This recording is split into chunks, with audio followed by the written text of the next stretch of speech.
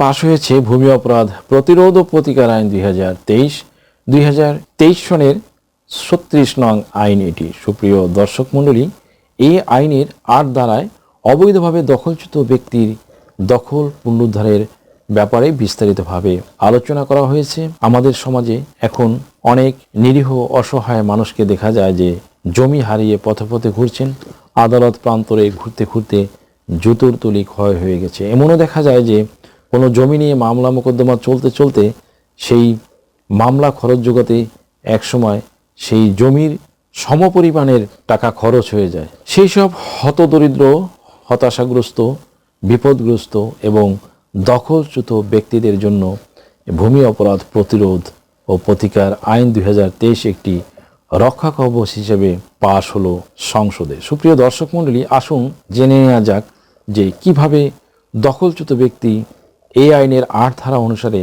দখল ফিরে পেতে চলেছে। এই আইনের 8-এর 1 উপধারায় উল্লেখ করা হয়েছে, কোনো ব্যক্তিকে উপযুক্ত আদালত বা কর্তৃপক্ষের আদেশ ব্যতীত তাহার দখলীয় ভূমি হইতে উচ্ছেদ বা দখলচ্যুত করা হইলে তিনি দখল পুনরুদ্ধার করিবার জন্য সংশ্লিষ্ট অধিক্ষেত্রের এক্সিকিউটিভ ম্যাজিস্ট্রেটের নিকট আবেদন করিতে পারিবেন। উপধারা 2-এ উল্লেখ করা হয়েছে, এক্সিকিউটিভ ম্যাজিস্ট্রেট সংক্ষুব্ধ ব্যক্তিকে আইনানুগ প্রক্রিয়া ব্যতীত উচ্ছেদ বা দখলচ্যুত করা হইয়াছে মর্মে সন্তুষ্ট হইলে তাহাকে তাহার পূর্ব দখলীয় ভূমিতে দখল পুনর্বহাল করিবার নিমিত্তে যথাযথ আদেশ প্রদান ও এতদ উদ্দেশ্যে প্রয়োজনীয় ব্যবস্থা গ্রহণ করিতে পারিবেন।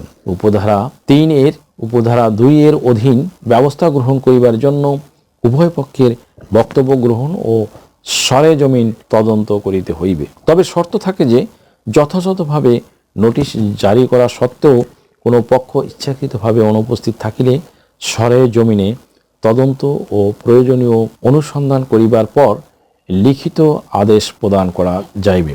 8-এর 4-এর উপধারা 1-এর অধীন কোনো আবেদন প্রাপ্তির পর হইতে 3 মাসের মধ্যে উহার নিষ্পত্তি প্রযোজ্য ক্ষেত্রে দখল পুনরুদ্ধার করিতে হইবে এবং কোনো কর্মকর্তা বা কর্তৃপক্ষ উহাতে অসহযোগিতা বা অবহেলা করিলে তাহার বিরুদ্ধে বিভাগীয় ব্যবস্থা গ্রহণ করা যাইবে।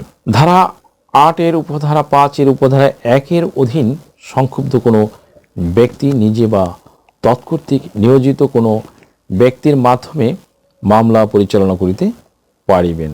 উপধারা 6 জেলা ম্যাজিস্ট্রেট এই ধারার উদ্দেশ্য পূরণকল্পে সংশ্লিষ্ট জেলার এক্সিকিউটিভ ম্যাজিস্ট্রেটগণের মধ্যে দায়িত্ব বন্টন বা অধিক্ষেত্র নির্ধারণ করিয়া আদেশ জারি করিতে পারিবেন। উপধারা 7 কোনো দেওয়ানি আদালতে দখল পুনরুদ্ধারের সংক্রান্ত কোনো মামলা বিচারাধীন থাকিলে একই বিষয়ে এই ধারার অধীন কোনো ব্যবস্থা গ্রহণ করা যাইবে না। তবে শর্ত থাকে যে উক্ত আদালত তাহার নিকট দায়েরকৃত বা বিচারাধীন কোনো মামলা উহার কোনো পক্ষের আবেদনক্রমে ও স্বীয় বিবেচনায় এই ধারার অধীন ব্যবস্থা গ্রহণের জন্য এক্সিকিউটিভ ম্যাজিস্ট্রেটের নিকট প্রেরণ করিতে পারিবেন।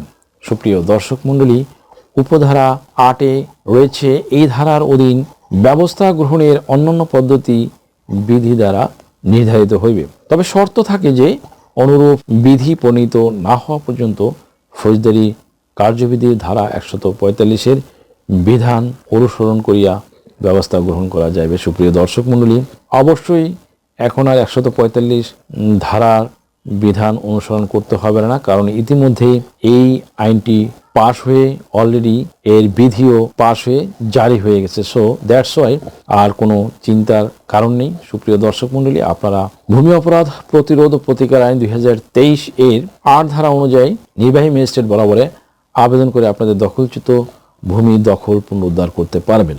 আশা করি ভিডিওটি থেকে সামান্যতম হলেও উপকৃত হয়েছেন।